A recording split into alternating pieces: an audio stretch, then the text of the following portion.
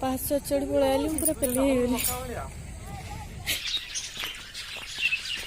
चढ़ई जगह आसिक पहुँची गली चढ़ई देख बड़े बड़े चढ़ई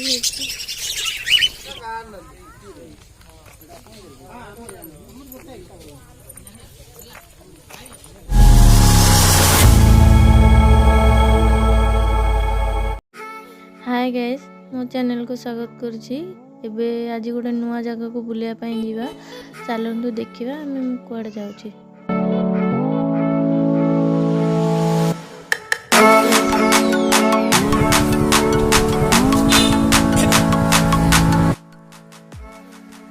आम एबे आसिकी पहुँची गलु श्री महाअरविंद आश्रम रे जहाँ श्रीक्षेत्र रे अवस्थित। बे देखुथिबे बड़े बड़े गेंडू फूल इठी बहुत प्रकार चारा भी मिले। आपन जदि केबे बुलिया को आसीबे विभिन्न प्रकार चारा भी एठी पाई परिबे। तो भितर को छाड़लेनी भितर प्लेस देखई थांदी तो देखंदु बड़े बड़े चारा एठी हेची।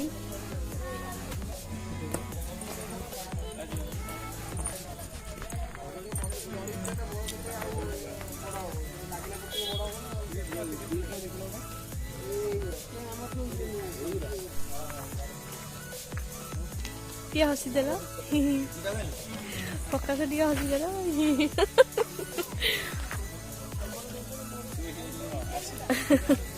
आम चलु आगे कि गोटे देखिले पुणी देखेबी आपण मानक बहुत छोट भिडटा भितरटा जब देखी था ना बहुत बढ़िया लगी था ना।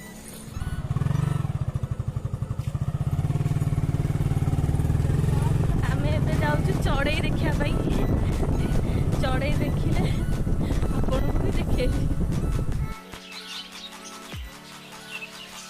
चढ़ई जगह आसिक पहुँची गली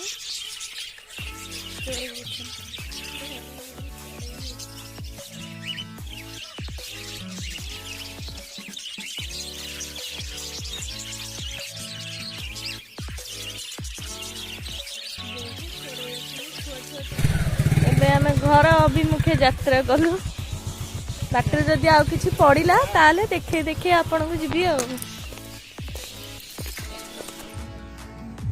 एबे बाटर गला बेले आम बाबा मंदिर देखिलो भितर को जाऊँ आपण मन देखि पड़थिबे। एबे मंदिर पाखे आसी पहुँची गले आ बाबा तो दर्शन करके बहुत शांति लगला। जदि आपण माने के बाबा को भक्त थांदे तले निहाती भाबरे कमेंट करके जणेबे।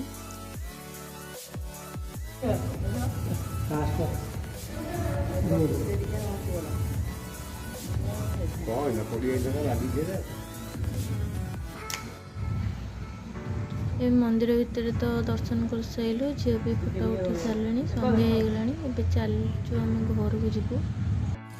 आम ए आसलु गोटे डैम पाखे आसिक पहुँचलु डैम टा देखी पारे संध्या हो आसला लोक बहुत कम हो गला। एबे से ऊपर को जाऊँ आपन देखे पूरा डैम फाइनली डैम ऊपर आसिक पहुँची गलु देखते पूरा पहाड़टा से साइड को जाइलु डैम देखुए आसिक पहुँच फोटो फोटो उठा उठी करने चलती रेडी। तो डैम देखुए शीत दिन अच्छी ना बहुत कम पानी अच्छे तो वर्षा दिन बहुत पानी हो जाए पास चढ़ी पड़ाइली पूरा पेली हो फोटो वाला हो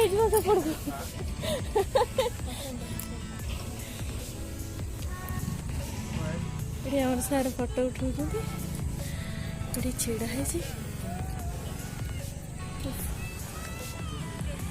से आड़े जीव गोटे बड़ डैम तो हम चलू घर को संध्या हो गला घर को चलू।